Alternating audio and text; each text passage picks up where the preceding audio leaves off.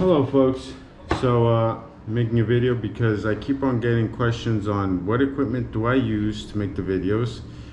When before making that decision, you need to know what kind of equipment you have at home to edit the videos. So I'm going to show you right now a video that I'm working on that once I put it out there, it's going to look like it's the simplest thing to do. You could do it very simple, because I've seen people just put a cell phone on their windshield, not even on the exterior, on the interior of the car, and just drive around, which looks like a hot mess.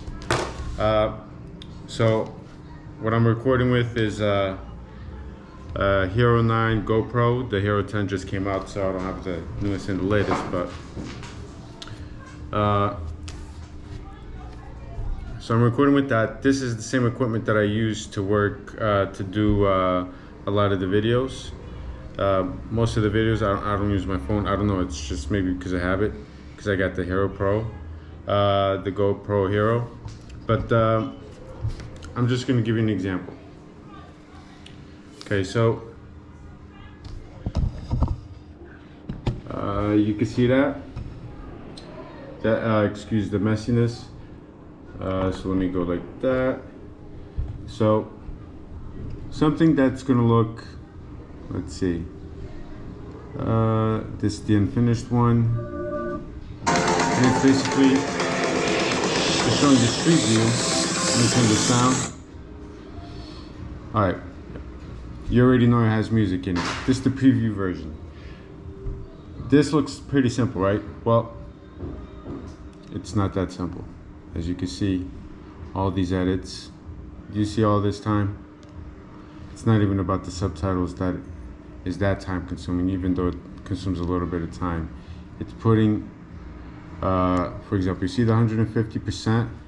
That means that particular time I increased the speed at 150%. Now, most of these cameras, you can increase it by double or 4 times or whatever it may be, but it's never a good idea. Because when you go back to edit, you'd be like, oh damn, I just drove around like, I don't know, 10 blocks and 2x was too fast.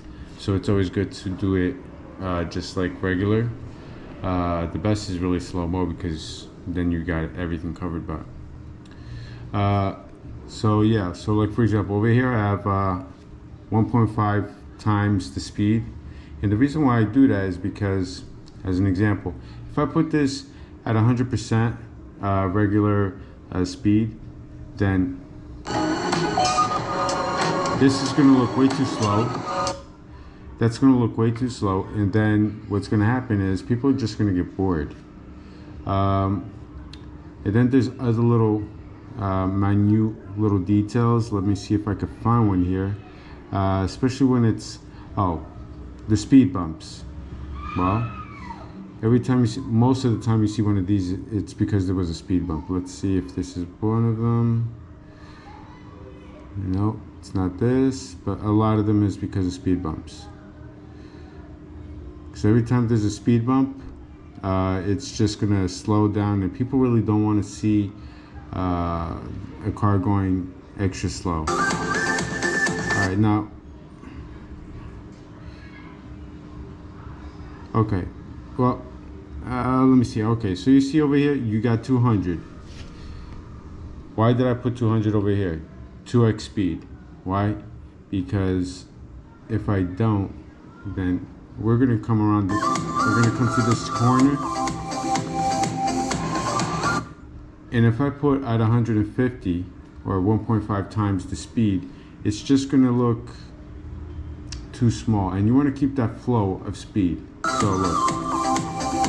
See how the transition's just fine? These little minute details takes a long time. Now, going back, a lot of people ask me about the what drone do I use? I use a DJI, but that's not that. That's important, but not as important as you may think it is. You need to first go with the core stuff, the basic, the elemental stuff, which is, do you have something that could edit in 4K? I got a MacBook Pro here. yes, it's 3 years old. I also got a MacBook that's also 3 years old, but this is the 2020 version of the the iPad Pro, and is way better than this. I lose a lot of image quality using my MacBook. So before you ask what kind of drone or what kind of other equipment do I use to record, you got to ask yourself, what kind of equipment do I have back home to be able to edit stuff.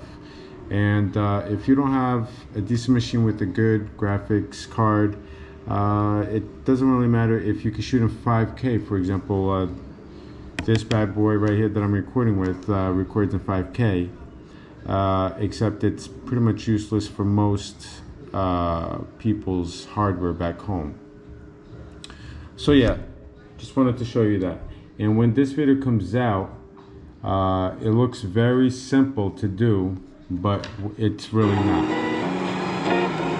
As you can see, all these edits, and to keep that, like I told you, the flow and all that stuff, and then you got the transitions, and you know, you got the subtitles, and I'm sure, I mean, every speed bump is like a pain in the butt because you don't want to have the car slow down.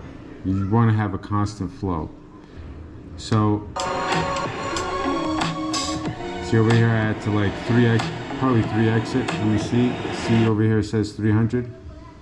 So I mean, unless it's just for humorous reasons and there's a really beautiful girl, whatever, maybe you want to keep it at, even put it in slow motion or whatever.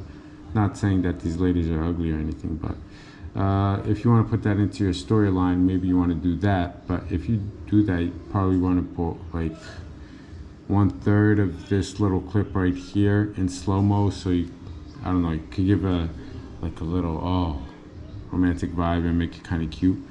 Either way, you're still gonna have to edit that.